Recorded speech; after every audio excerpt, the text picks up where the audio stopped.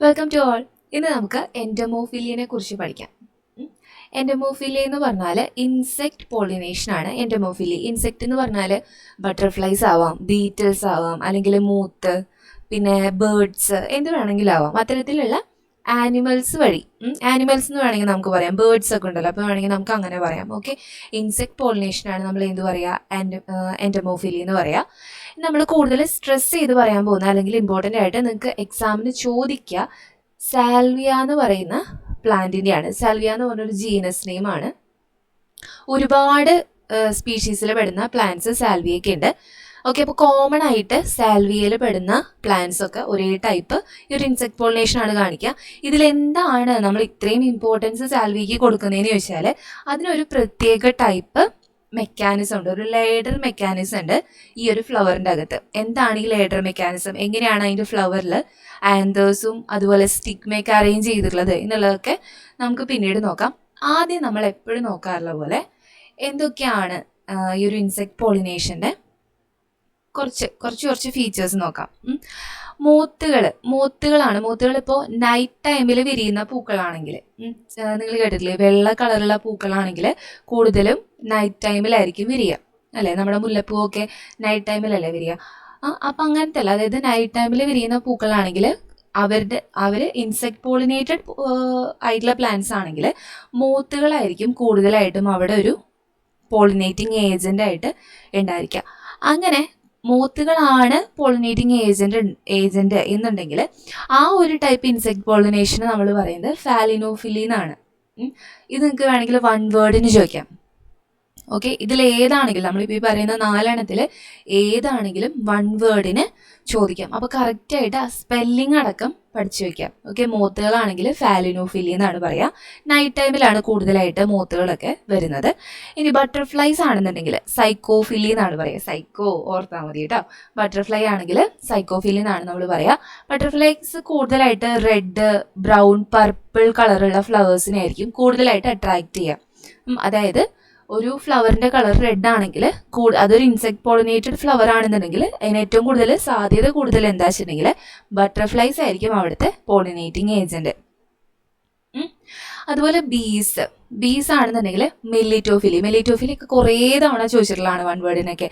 മെലിറ്റോഫിലി എന്ന് പറഞ്ഞാൽ എന്താണ്? ബീസ് ആണ് പോളിനേറ്റിംഗ് ഏജന്റ് ആയിട്ട് വർക്ക് ചെയ്യുന്നതെന്നുണ്ടെങ്കിൽ അതിനാണ് നമ്മൾ മെലിറ്റോഫിലി എന്ന് പറയുക. ബീസ് കൂടുതലായിട്ടും ബ്ലൂ കളറുള്ള ഫ്ലവേഴ്സിനെയാണ് കൂടുതൽ അട്രാക്ട് ചെയ്യാറുള്ളത്. ഇപ്പം നമ്മൾ പറയാൻ പോകുന്നത് സാൽവേനിയ എന്ന് പറയുന്നതാണെങ്കിലും കൂടുതലും ബീസ് ആയിരിക്കും അവിടുത്തെ ഒരു പോളിനേറ്റിംഗ് ഏജന്റ് ആയിട്ട് വർക്ക് ചെയ്യുന്നത്. ഇനി ബീറ്റിൽസ് ആണെങ്കിൽ കാന്തറോഫിലി എന്നാണ് പറയുക. കാന്തറോഫിലി ആണെങ്കിൽ ബീറ്റിൽസ്. അപ്പോൾ ഈ 4 പോളിനേഷനും അതിൻ്റെ പേരുകൾ ഏതൊക്കെയാണ് പോളിനേറ്റിംഗ് ഏജൻസ് എന്നുള്ളത് കറക്റ്റായിട്ട് പഠിച്ചു വയ്ക്കാം. ഇനി വേറൊരു ഇതെന്ന് പറയുകയാണെങ്കിൽ ഒരു ഇൻസെക്റ്റിൻ്റെ ഏത് ഭാഗത്താണ്, ഇപ്പം അതിൻ്റെ പുറം ഭാഗത്താണോ, അതിൻ്റെ ഇൻസൈഡ് ഭാഗം, അതായത് അതിൻ്റെ അപ്പർ പോർഷനിലാണോ ബാക്ക് സൈഡിലാണോ, ഓക്കെ, അതിൻ്റെ സൈഡുകളിലാണോ, ഏത് ഭാഗത്താണ് പൊളൻ ഗ്രെയിൻസ് അറ്റാച്ച് ചെയ്യുന്നത്. ഇപ്പോൾ ഒരു ഫ്ലവറിൽ, ഇപ്പം ഈ ഒരു ഫ്ലവറിൽ ഒരു ബീറ്റിൽ വന്നിരിക്കുന്നുണ്ട് അല്ലേ, ഇതിൻ്റെ ഏത് ഭാഗത്തായിരിക്കും പൊളൻ ഗ്രെയിൻസ് അറ്റാച്ച് ചെയ്യാൻ ചാൻസ് കൂടുതൽ? ഇതിൻ്റെ അടിഭാഗത്തായിരിക്കും അല്ലേ? അങ്ങനെ ആയിരിക്കില്ല ചാൻസ് കൂടുതൽ. ഇപ്പോൾ മുകളിലേക്കാണ് നിൽക്കുന്നതെന്ന് നമുക്ക് കൂടുതൽ നോക്കാം. അപ്പോൾ നിങ്ങൾക്ക് മനസ്സിലാവും എന്താണ് മുകളിലേക്ക് നിൽക്കുന്നതെന്ന് പറഞ്ഞതെന്നൊക്കെ. ഏത് ഭാഗത്താണ് ആ ഒരു ഇൻസെക്റ്റ് പൊളൻ ഗ്രെയിൻസിനെ ട്രാൻസ്പോർട്ട് ചെയ്യുന്നത്? ശരിക്കും പൊളൻ ഗ്രെയിൻസിനെ ട്രാൻസ്പോർട്ട് ചെയ്യുന്നതല്ല, അവരവരുടെ ഫുഡ് തേടി പോകുന്നതാണ്. അപ്പോൾ കൂടെ എന്ത് ചെയ്യുന്നതാണ്, ആ ഒരു പൊളൻ ഗ്രെയിൻസ് ട്രാൻസ്ഫർ ആയി പോകുന്നതാണ് അല്ലേ? അപ്പോൾ ഒരു ഇൻസെക്റ്റിൻ്റെ ഏത് ഭാഗത്താണ് പൊളൻസ് ട്രാൻസ്പോർട്ട് ചെയ്യുന്നത്, ഏത് ഭാഗത്താണ് അതിന് സ്റ്റിക്കി ആയി ഇരിക്കുന്നത് എന്നുള്ളതിൻ്റെ ബേസിൽ കുറച്ച് ക്ലാസിഫിക്കേഷൻ ഉള്ളതാണ്. അതിൻ്റെ ബാക്ക് സൈഡിലാണെന്നുണ്ടെങ്കിൽ, ഒരു ഇൻസെക്റ്റിൻ്റെ ബാക്ക് സൈഡിലാണെന്നുണ്ടെങ്കിൽ നോട്ടോട്രിബിക് പൊളൻസ് ട്രാൻസ്പോർട്ട് എന്നാണ് പറയുക. നോട്ടോട്രിബിക്, ആ ഫസ്റ്റത്തെ വാക്ക് മാത്രമേ വേറെ ഉള്ളൂ, ബാക്കി എല്ലാത്തിലും ട്രിബിക് എന്ന് തന്നെയാണ്. നോട്ടോട്രിബിക് ആണെങ്കിൽ ബാക്ക് സൈഡിലായിരിക്കും അതിൻ്റെ പൊളൻ ഗ്രെയിൻസിന് അത് ട്രാൻസ്ഫർ ചെയ്യുന്നത്. ആ ഒരു ഇൻസെക്റ്റിൻ്റെ ബാക്ക് സൈഡിലായിരിക്കും പൊളൻ ഗ്രെയിൻസ് ഉണ്ടായിരിക്കുക. ഇനി സ്റ്റെർനോട്രിബിക് ആണെങ്കിൽ അതിൻ്റെ അപ്പർ സൈഡിലായിരിക്കും ഉണ്ടായിരിക്കുക. അതിൻ്റെ വയറിൻ്റെ ഭാഗമൊക്കെ ഉണ്ടല്ലോ, ആ സൈഡിലായിരിക്കും, അതായത് അതിൻ്റെ ഉൾഭാഗത്ത് അവിടെയായിരിക്കും സ്റ്റെർനോട്രിബിക് ആണെങ്കിൽ പൊളൻ ട്രാൻസ്പോർട്ട് നടക്കുക. ഇനി അതിൻ്റെ ഫ്ലാങ്ക് സൈഡിലുകളാണെങ്കിൽ പ്ലൂറോട്രിബിക് എന്നാണ് പറയുക, പ്ലൂറോട്രിബിക്. അപ്പോൾ ഇതുകളൊന്ന് ജസ്റ്റ് നോക്കി വെക്കുക. അതങ്ങനെ ക്വസ്റ്റ്യൻസിൽ അങ്ങനെ ചോദിക്കാറില്ല, ജസ്റ്റ് പറഞ്ഞു എന്നേ ഉള്ളൂ. പക്ഷെ ആദ്യം പറഞ്ഞ ഇതുണ്ടല്ലോ ഓരോ ടൈപ്പ് പോളിനേഷൻസ്, അത് കറക്റ്റായിട്ട് പഠിച്ചു വയ്ക്കാം. ഇനി ഇൻസെക്ട് പോളിനേറ്റഡ് ആണ് ഒരു പ്ലാന്റ് എന്നുണ്ടെങ്കിൽ അതിൻ്റെ ഫീച്ചേഴ്സ് എന്താണ്, എന്തൊക്കെയാണ് അതിൻ്റെ അഡാപ്റ്റേഷൻസ്? നിങ്ങൾക്ക് ഇങ്ങനെ ക്വസ്റ്റ്യൻ ചോദിക്കാം, 2 മാർക്കിന് ഒക്കെ ആയിട്ട് ചോദിക്കാം. എന്തൊക്കെയാണ് ഒരു ഇൻസെക്ട് പോളിനേറ്റഡ് ഫ്ലവറിൻ്റെ, അല്ലെങ്കിൽ എൻഡോമോഫിലിക് ആണെങ്കിൽ ഇൻസെക്ട് പോളിനേറ്റഡ് എന്ന് സ്പെസിഫിക് ആയിട്ട് എടുത്ത് ചോദിക്കണമെന്നില്ല. എൻഡോമോഫിലിക് ഫ്ലവേഴ്സിൻ്റെ അല്ലെങ്കിൽ എൻഡോമോഫിലിക് പ്ലാന്റ്സിൻ്റെ അഡാപ്റ്റേഷൻസ് എന്താണെന്ന് പറഞ്ഞിട്ട് വേണമെങ്കിൽ 2 മാർക്സിന് ചോദിക്കാം, ചിലപ്പോൾ 5 മാർക്സിന് ചോദിക്കാം. ഓക്കെ, അപ്പോൾ ഈ പോയിന്റ്സ് കറക്റ്റായിട്ട് പഠിച്ചു വയ്ക്കാം. ഏതാണ് ഇൻസെക്ട് പോളിനേഷൻ എന്ന് പറഞ്ഞാൽ നമ്മുടെ ടെറസ്ട്രിയൽസ് ആയിട്ടുള്ള പ്ലാന്റ്സിൽ ഏറ്റവും കോമൺ ആയിട്ട് കാണുന്നതാണ് എന്ത് ഇൻസെക്ട് പോളിനേഷൻ എന്ന് പറഞ്ഞാൽ. ടെറസ്ട്രിയൽ എന്ന് പറഞ്ഞാൽ എന്താ, വെള്ളമില്ലാത്ത നമ്മുടെ കരഭാഗത്തൊക്കെ ഉള്ള പ്ലാന്റ്സിൽ കൂടുതലായിട്ട് കാണുന്നത് ഇൻസെക്ട് പോളിനേഷനാണ്. ഫ്ലവേഴ്സ് എന്ന് പറഞ്ഞാൽ കൂട്ടം കൂടി നിൽക്കുന്ന ടൈപ്പ്, അല്ലെങ്കിൽ നല്ല ഷോയി ആയിട്ടുള്ള നല്ല ബ്രൈറ്റ് കളേർഡ് ആയിട്ടുള്ള പെറ്റൽസും പെരിയാന്തുകളൊക്കെ ഉള്ള നല്ല വലിയ എന്താണ് നമുക്ക് കാണുമ്പോൾ തന്നെ നമുക്ക് തന്നെ ഒരു അട്രാക്ഷൻ തോന്നുന്ന പോലത്തെ ആയിരിക്കും. നല്ല കളേഴ്സ് ആയിരിക്കും, അതുപോലെ നല്ല ഷോയി ആയിരിക്കും കാണാൻ, അതുപോലെ ഫ്രേഗ്രൻസ് ഉണ്ടായിരിക്കും. ഓക്കെ, നല്ല നല്ല സ്മെല്ലുണ്ടായിരിക്കും. ഇനി ഇൻസെക്റ്റുകൾ ആകർഷിക്കാനാണെങ്കിൽ അതിൽ എന്തൊക്കെയും കൂടി ഉണ്ടായിരിക്കും, പൊളൻ ഗ്രെയിൻസ്. കൂടുതൽ പൊളൻ ഗ്രെയിൻസിനെ അവിടെ പ്രൊഡ്യൂസ് ചെയ്യും. കാരണം നമ്മുടെ ഇൻസെക്റ്റുകൾ പൊളൻ ഗ്രെയിൻസിനെ കഴിക്കും. അവർ കഴിക്കും. അവർ മാത്രമല്ല, നമ്മളും കഴിക്കാറുണ്ട് പൊളൻ ഗ്രെയിൻസ്. പക്ഷെ ഡയറക്റ്റ് ആയിട്ടല്ല നമ്മൾ കഴിക്കാറ്, അതിൽ നിന്ന് പല മെഡിസിൻസ് ഒക്കെ എടുത്തിട്ട് അവിടെ നിന്നാണ് നമ്മൾ കഴിക്കാറുള്ളത്. പൊളൻ ഗ്രെയിൻസ് എന്ന് പറഞ്ഞാൽ അത്രയും ന്യൂട്രിയൻ റിച്ച് ആയിട്ടുള്ള സബ്സ്റ്റൻസ് ആണ്. ഓക്കെ, അപ്പോൾ ഇൻസെക്റ്റ് പൊളൻ ഗ്രെയിൻസിനെ കഴിക്കാൻ ഉപയോഗിക്കാറുണ്ട്. അപ്പോൾ ചില പ്ലാന്റ്സ് ഒക്കെ ഒരുപാട് പൊളൻ ഗ്രെയിൻസിനെ പ്രൊഡ്യൂസ് ചെയ്യും. ഇപ്പം അതിന് സ്മെല്ല് ഉണ്ടാവണമെന്നില്ല ആ ഒരു ഫ്ലവറിന്, പക്ഷെ ഫുഡ് എന്നുള്ളൊരു ഇത് വെച്ചിട്ടായിരിക്കും എന്ത് ചെയ്യുക, ആ ഒരു ഇൻസെക്റ്റ് ആ ഒരു ഫ്ലവറിലേക്ക് എത്തുന്നുണ്ടായിരിക്കുക. അതിന് ഫ്രേഗ്രൻസ് ഇല്ല എന്നുണ്ടെങ്കിലും ഒരുപാട് പൊളൻസ് കിട്ടുന്ന കാരണമായിരിക്കാം വരുന്നുണ്ടായിരിക്കുക. ഓക്കെ, അതുപോലെ തന്നെ നെക്ടറീസ് ഉണ്ടാവും. നെക്ടറീസ് എന്താ, തേൻ അല്ലേ, അങ്ങനത്തെ തേൻ പോലുള്ള സബ്സ്റ്റൻസ്. അതിപ്പോൾ തേൻ തന്നെ ആവണമെന്നില്ല, ഒരുപാട് സെക്രീഷൻസ് ഉണ്ടാവും. അത്തരത്തിലുള്ള സെക്രീഷൻസ് ഒരു ഫ്ലവർ പ്രൊഡ്യൂസ് ചെയ്യും. എന്തിനു വേണ്ടിയിട്ടാണ്, ഇൻസെക്റ്റുകളെ ആകർഷിക്കാൻ വേണ്ടിയിട്ടാണ്. അതുപോലെ തന്നെ ഈ പൊളൻ ഗ്രെയിൻസ് എന്ന് പറഞ്ഞാൽ സ്റ്റിക്കി ആയിരിക്കും, റഫ് സർഫസ് ആയിരിക്കും, സ്റ്റിക്കി ആയിരിക്കും. എന്തിനു വേണ്ടിയിട്ടായിരിക്കും അത് സ്റ്റിക്കി ആയിരിക്കുന്നത്, അതുപോലെ റഫ് സർഫസ് ആയിരിക്കുന്നത്? ഇൻസെക്റ്റ് വരുമ്പോൾ അതിൻ്റെ ബോഡിയിൽ കറക്റ്റായിട്ട് അറ്റാച്ച് ചെയ്യാൻ വേണ്ടിയിട്ടാണ് അങ്ങനൊരു ഫീച്ചർ നമ്മുടെ പൊളൻ ഗ്രെയിൻസിനുള്ളത്. ഇനിയിപ്പോൾ കുഞ്ഞ ഫ്ലവേഴ്സ് ആണെന്ന് വിചാരിക്കുക, അതായത് വലിപ്പം കുറഞ്ഞ ഫ്ലവേഴ്സ് ആണ് എന്നുണ്ടെങ്കിൽ അവർ അഗ്രിഗേറ്റ് ചെയ്തിട്ട് ഇൻഫ്ലോറസെൻസ് ആയിട്ടാണ് ഇരിക്കുക. ഇൻഫ്ലോറസെൻസ് എന്താണെന്നുള്ളത് നമ്മൾ ഡീറ്റെയിൽ ആയിട്ട് നോക്കിയിട്ടുണ്ടായിരുന്നു. അതൊന്ന് ചെക്ക് ചെയ്ത് നോക്കുക ആ ഒരു വീഡിയോ. ഇൻഫ്ലോറസെൻസ് 2 ടൈപ്പ് ഇൻഫ്ലോറസെൻസും അതുപോലെ സ്പെഷ്യൽ ടൈപ്പ് ഇൻഫ്ലോറസെൻസുകളൊക്കെ നമ്മൾ പറഞ്ഞിട്ടുണ്ടായിരുന്നു. ഓക്കെ, അപ്പോൾ ചെറിയ ഫ്ലവേഴ്സ് ആണെന്നുണ്ടെങ്കിൽ അഗ്രിഗേറ്റ് ചെയ്തിട്ട് ഇൻഫ്ലോറസെൻസ് ആയിട്ടും അവർ കാണാറുണ്ട്. ഓക്കെ, അല്ലാന്നുണ്ടെങ്കിൽ ഒറ്റ ഫ്ലവേഴ്സ് ആയിട്ടേ കാണാറുള്ളൂ. ഇപ്പോൾ നമ്മുടെ ചെമ്പരത്തിപ്പൂ എന്നൊക്കെ പറയുകയാണെങ്കിൽ എങ്ങനെയാണ്, ചെമ്പരത്തിപ്പൂക്ക് എങ്ങനെയാണ്, നല്ല വലിയ ഫ്ലവേഴ്സാണ് അല്ലേ, സിംഗിൾ ആയിട്ടുള്ള ഫ്ലവേഴ്സാണ്, നല്ല റെഡ് കളർ ഉണ്ട്, അതുപോലെ നല്ല അട്രാക്റ്റ് ചെയ്യുന്ന പോലത്തെ കളറുകളുള്ള ചെമ്പരത്തിപ്പൂക്കളുണ്ട് അല്ലേ. അതുപോലെ നമ്മുടെ റോസ് ആണെന്നുണ്ടെങ്കിലും ഒരുപാട് ഫ്ലവേഴ്സ് നമ്മുടെ ചുറ്റും കാണുന്നതിന് നല്ല കളറുള്ള ഫ്ലവേഴ്സ് ഉണ്ടായിരിക്കും. ഇപ്പോൾ ബൊഗൺവില്ല ആണെന്നുണ്ടെങ്കിൽ അതിൻ്റെ ബ്രാക്റ്റാണ് നമ്മൾ കാണുന്ന നല്ല കളറുള്ള, അല്ലെങ്കിൽ നമ്മൾ കടലാസ് പൂ എന്നൊക്കെ പറയുന്ന പ്ലാന്റിലെ ബൊഗൺവില്ല, അതിൻ്റെ ബ്രാക്റ്റാണ് ആ ഒരു വലിയ ഇതായിട്ട് നിൽക്കുന്നത്. പെറ്റൽസ് പോലെ ഇരിക്കുന്നത് അതിൻ്റെ ബ്രാക്റ്റുകളാണ്. ശരിക്കും പെറ്റൽസ് അല്ല, അതിൻ്റെ ഉള്ളിൽ നോക്കിയാൽ കാണാൻ ഒരു ചെറിയൊരു ഫ്ലവർ ഉണ്ടായിരിക്കും, അതാണ് ശരിക്കുള്ള അതിൻ്റെ ഫ്ലവർ. ബ്രാക്റ്റാണ് നല്ല പിങ്ക് കളറിലും വൈറ്റ് കളറിലും യെല്ലോ കളറിലൊക്കെ നമുക്ക് കാണാറുള്ളത്. അപ്പോൾ ഓരോ ഫ്ലവേഴ്സ് ഓരോ തരത്തിലും ഇൻസെക്റ്റുകളെ ആകർഷിക്കാൻ വേണ്ടിയിട്ട് പല പല രീതിയിലായിരിക്കും അതിൻ്റെ അഡാപ്റ്റേഷൻസ് സ്വീകരിക്കുക. ഇത്രയും കാര്യങ്ങളാണ് കോമൺ ആയിട്ട് ഒരു ഇൻസെക്ട് പോളിനേറ്റഡ് ആയിട്ടുള്ള പ്ലാന്റിലാണെങ്കിൽ ഇതിലേതെങ്കിലും ഒരെണ്ണം എന്തായാലും ഉണ്ടായിരിക്കും. ഒന്നെങ്കിൽ ബ്രൈറ്റ് കളേർഡ് ആയിട്ടുള്ള പെറ്റൽസും പെരിയാന്തുകളായിരിക്കും, അല്ലെങ്കിൽ ഇൻഫ്ലോറസെൻസ് ഉള്ളതായിരിക്കും, ചിലപ്പോൾ നല്ല ഫ്രേഗ്രൻസ് ഉള്ള പൂക്കളായിരിക്കും, ചില സമയത്ത് നല്ല ഒരുപാട് നെക്ടർ പ്രൊഡ്യൂസ് ചെയ്യുന്നതായിരിക്കും, ചിലപ്പോൾ ഒരുപാട് പൊളൻസ് പ്രൊഡ്യൂസ് ചെയ്യുന്നതായിരിക്കും. ഓക്കെ, ഇതിൽ ഏത് വേണമെങ്കിലും ആവാം. അപ്പോൾ ഈ പോയിന്റ്സ് ഓർത്ത് വയ്ക്കാം, എളുപ്പമല്ലേ ഇതൊക്കെ ഓർത്ത് വയ്ക്കാം. ജസ്റ്റ് ഒരു ഫ്ലവർ ആലോചിച്ചാൽ തന്നെ മതി നിങ്ങൾക്ക് എന്തൊക്കെയാണ് അതിൻ്റെ അഡാപ്റ്റേഷൻസ് എന്നുള്ളത് പഠിക്കാൻ വേണ്ടിയിട്ട്. ഇനിയാണ് നമ്മുടെ മെയിൻ ആയിട്ടുള്ള നമ്മുടെ പ്ലാന്റ് സാൽവിയ. സാൽവിയ. സാൽവിയ ഇതിപ്പോൾ ഡബിൾ കളർ ആയിട്ടുള്ള സാൽവിയയുടെ പിക്ചറാണ്. വയലറ്റും വൈറ്റും ഉള്ള ഒരു പിക്ചറാണ്. ഇത് ഈ ഒരു ഫ്ലവറിൻ്റെ ഡയഗ്രം തന്നെയാണിത്. ഇത് നേരെ തല തിരിച്ച് വെച്ച് നേരെ വെച്ചിട്ടുള്ള ഒരു പിക്ചർ ആട്ടോ. ഇതിൽ കണ്ടോ ഈ ചെറിയൊരു സ്ട്രക്ചർ ഇവിടെ താഴെ ഭാഗത്താണുള്ളത്. ഓക്കെ, നേരെ തല തിരിച്ച് വെച്ചിട്ടുള്ള ഒരു ഇതാ, മനസ്സിലാകാൻ വേണ്ടിയിട്ടാണ് അങ്ങനെയുള്ളത്. ടെക്സ്റ്റിലുള്ള ഒരു പിക്ചറാണ്. ഈ ഒരു പ്ലാന്റിൻ്റെ ഫീച്ചേഴ്സ് നോക്കുകയാണെങ്കിൽ സാൽവിയ എന്ന് പറയുന്നത് ഇതിൻ്റെ ഇതിൻ്റെ കൊറോള ഉണ്ടല്ലോ, ആ ഒരു ഫ്ലവറിൻ്റെ കൊറോള എന്ന് പറയുന്നത് അത് ബൈലാബിലേറ്റ് ആണ്. 2 ലോബുകൾ ഉള്ള പോലെ ആയിരിക്കും അതിൻ്റെ കൊറോള എന്ന് പറയുന്നത്. കണ്ടോ, അതിൻ്റെ കൊറോളയാണിത്. ഓക്കെ, ഈ കാണുന്നില്ലേ, ഇതതിൻ്റെ കൊറോളയാണ്. ഇത് ഒരു ലോബ്, ഇത് അടുത്ത ലോബ്, അങ്ങനെ 2 ലോബുകൾ ഉള്ളതാണ് അതിൻ്റെ കൊറോള. 2 ലോബുകളുണ്ട്. അതിനൊരു അപ്പർ ലോബും ഉണ്ട്, ഒരു ലോവർ ലോബും ഉണ്ട്. അപ്പർ ലോബ് ആണെന്നുണ്ടെങ്കിൽ ഈ പോർഷനാണ് നമ്മുടെ അപ്പർ ലോബ്, ഇതാണ് ലോവർ ലോബ്.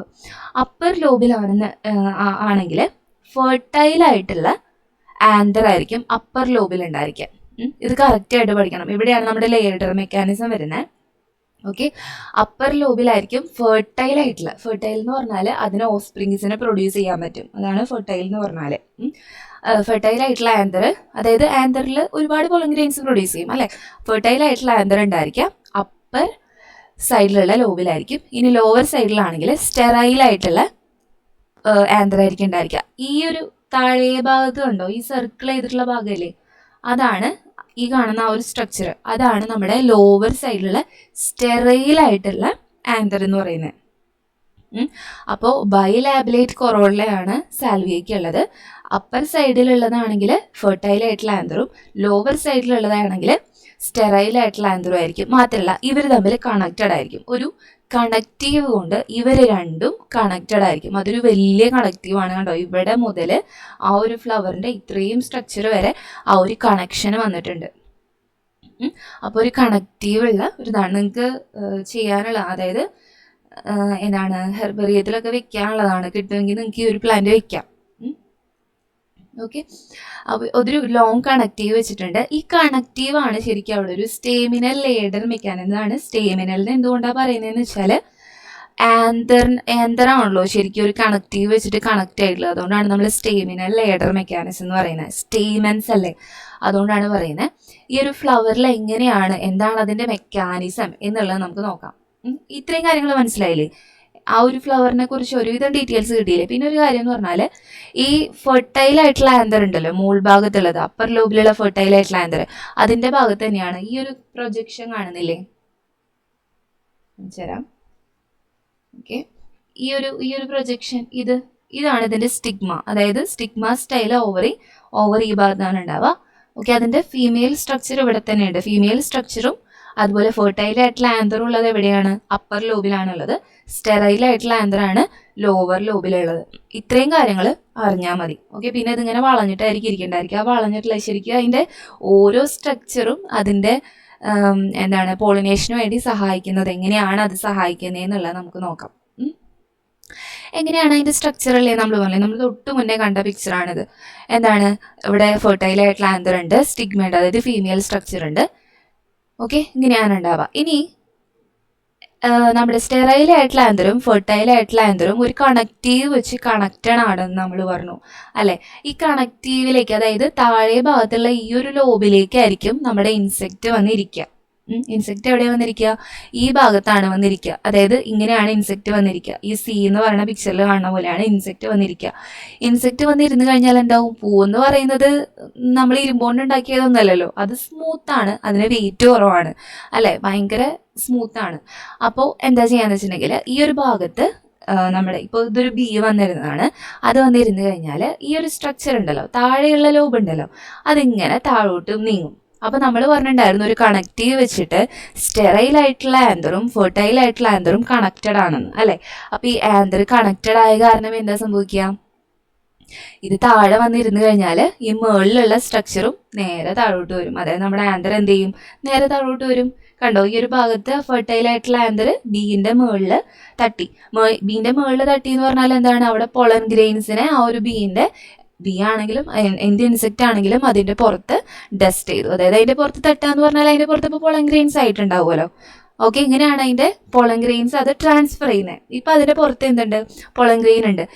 ഈ മുകളിൽ കാണുന്ന ഈ ഒരു പ്രൊജക്ഷൻ ഉണ്ടല്ലോ, അതാണ് അതിൻ്റെ സ്റ്റിഗ്മ. Okay, stigma. ഇനി അടുത്തൊരു ഫ്ലവറിൽ ഇത് ചെന്നിരുന്നു കഴിഞ്ഞാൽ എന്താ ഉണ്ടാവുക? അടുത്ത ഫ്ലവറിൽ ചെന്നിരുന്നു കഴിഞ്ഞാൽ ഇപ്പം ഇത് അടുത്തൊരു ഫ്ലവറിൽ ചെന്നിരിക്കുകയാണ്, അല്ലെങ്കിൽ ആ സെയിം ഫ്ലവർ തന്നെയായിരുന്നു എന്ന് വിചാരിക്കുക. ഈ ഒരു ഭാഗത്താണല്ലോ നമ്മുടെ പോളൻ ഗ്രെയിൻസ് പതിഞ്ഞുണ്ടായിരുന്നത്. ഡി എന്ന് പറഞ്ഞ പിക്ചർ കേട്ടോ. ആ ഭാഗത്തേക്ക് ഇപ്പം നമ്മുടെ സ്റ്റിഗ്മ വന്നില്ലേ? അപ്പോൾ പോളൻ ഗ്രെയിൻസ് ഈ ഒരു പ്രാണിയുടെ മേത്തുള്ള പോളൻ ഗ്രെയിൻസ് എന്ത് ചെയ്തു? സ്റ്റിഗ്മയിലേക്ക് ട്രാൻസ്ഫർ ചെയ്തു. സ്റ്റിഗ്മയിൽ നിന്നാണ് പിന്നെ പോളൻ ട്യൂബ് ഒക്കെ ഡെവലപ്പ് ചെയ്തിട്ട് നമ്മുടെ ഫെർട്ടിലൈസേഷൻ നടക്കുക അല്ലേ? ഇത്രയേ ഉള്ളൂ ജനറൽ ആയിട്ട് പറയുകയാണെങ്കിൽ. മനസ്സിലായോ എന്താണെന്നുള്ളത്? ഫ്ലവറിന്റെ സ്ട്രക്ചർ എന്താണെന്ന് മനസ്സിലായില്ലേ? ഫ്ലവറിന്റെ സ്ട്രക്ചർ എന്താണെന്ന് കറക്റ്റായിട്ട് മനസ്സിലാക്കുക. അപ്പം തന്നെ നിങ്ങൾക്ക് കിട്ടും. സ്റ്റെറൈലായിട്ടുള്ള ലോബുമലാണ് ഇൻസെക്റ്റ് വന്നിരിക്കുക. ഇൻസെക്റ്റ് വന്നിരുന്നു കഴിഞ്ഞാൽ ഇവർ കണക്റ്റഡ് ആയത് കാരണം, ഒരു കണക്റ്റീവ് വെച്ച് രണ്ടെണ്ണവും കണക്റ്റഡ് ആയത് കാരണം സ്റ്റെറൈലായിട്ടുള്ള ഭാഗത്ത് വന്നിരുന്നത് കൊണ്ട് ഈ ഒരു ഇൻസെക്റ്റ് എന്ത് ചെയ്യും? ഇൻസെക്റ്റ് വന്നിരിക്കുമ്പോൾ ആ ഭാഗത്ത് വെയിറ്റ് വരും. ആ ഭാഗത്ത് വെയിറ്റ് വന്നാൽ ആ ഒരു ലേഡർ മെക്കാനിസം വർക്ക് ചെയ്യും. അതായത് ഇങ്ങോട്ടുള്ളത് താഴ്ന്നു, അപ്പോൾ ഇങ്ങോട്ടുള്ളത് ഇങ്ങോട്ട് വന്നു അല്ലേ? ആ ഒരു മുകളിലുണ്ടായിരുന്ന ആൾ താഴോട്ട് വന്നു, അതല്ലേ ഉണ്ടായത്. അപ്പോൾ ഫെർട്ടൈൽ ഉണ്ടായിരുന്ന പോളൻ ഗ്രെയിൻസ് നമ്മുടെ ഇൻസെക്റ്റിന്റെ പുറത്തായി. ഇനി വേറൊരു ഫ്ലവറിൽ ചെന്നിരിക്കുമ്പോൾ ആ സ്റ്റിഗ്മയും ഈ മോൾ ഭാഗത്ത് തന്നെയാണ്. അത് എവിടെ തന്നെയാണ് വന്നിരിക്കുക? താഴെയുള്ള ലോബിൽ തന്നെയാണ് വന്നിരിക്കുക അല്ലേ? താഴെയുള്ള ലോബിൽ വന്നിരുന്നാൽ ഈ ബീൻ്റെ പുറത്തുള്ള പോളൻ ഗ്രെയിൻസ് ട്രാൻസ്ഫർ ആവും, സ്റ്റിഗ്മയിലേക്ക് ട്രാൻസ്ഫർ ആവും. ഇതാണ് എന്ത്? സാൽവിയയുടെ പോളൻ ഗ്രെയിൻ്റെ ട്രാൻസ്ഫർ മെക്കാനിസം എന്നുള്ളത്. വളരെ ഇമ്പോർട്ടൻ്റ് ആണ്. ഇടയ്ക്കിടയ്ക്ക് ക്വസ്റ്റ്യൻ ചോദിക്കാറുള്ളതാണ്. ഓക്കെ, കറക്റ്റായിട്ട് പഠിച്ചു വയ്ക്കുക ആ ഒരു മെക്കാനിസം. ഇതിൽ നിങ്ങൾക്ക് ഓരോ ടൈപ്പ് പോളിനേഷൻ, ഇപ്പോൾ ഹൈഡ്രോഫിലി ആണെങ്കിൽ നമ്മൾ പഠിച്ചു, ഒരു പ്ലാന്റിനെ പറ്റി നമ്മൾ എക്സാമ്പിൾ പഠിച്ചു. അതേപോലെ തന്നെ ഇതിൻ്റെ ഇൻസെക്ട് പോളിനേഷൻ്റെ എക്സാമ്പിൾ പഠിച്ചു. ഇനിയും ഓരോ പോളിനേഷൻ പറയുമ്പോഴും ഓരോ എക്സാമ്പിൾസ് വെച്ചിട്ടാണ് നമ്മൾ പഠിക്കുക. ആ എക്സാമ്പിൾസ് ഒരുവിധം എല്ലാ എക്സാമിനും ചോദിക്കാറുള്ളതാണ്. ഓക്കെ, ചില സമയത്ത് രണ്ടെണ്ണവും കൂടി ചോദിക്കാം. വേറെ ക്വസ്റ്റ്യനായിട്ട് രണ്ടെണ്ണം ചോദിക്കാം, അല്ലെങ്കിൽ ചിലപ്പോൾ ഒരെണ്ണം, എന്തായാലും ഒരെണ്ണം ചോദിച്ചിരിക്കും. അപ്പോൾ കറക്റ്റായിട്ട് ഈ ഭാഗങ്ങളൊക്കെ പഠിച്ചു വയ്ക്കാം. ഓക്കെ, എന്താണ് എൻഡമോഫിലി? അതായത് എന്തൊക്കെയാണ് ഇൻസെക്ട് പോളിനേഷൻ, എത്ര ടൈപ്പ് ഇൻസെക്ട് പോളിനേഷൻസ് ഉണ്ട്, എന്തൊക്കെയാണ് അവരുടെ അഡാപ്റ്റേഷൻസ്, പിന്നെ നമ്മൾ പറഞ്ഞ പ്ലാന്റ് സാൽവിയനെ കുറിച്ചാണ് നമ്മൾ പറഞ്ഞത്. ഓക്കെ, ഇത്രയും കാര്യങ്ങൾ കറക്റ്റായിട്ട് പഠിച്ചു വയ്ക്കാം.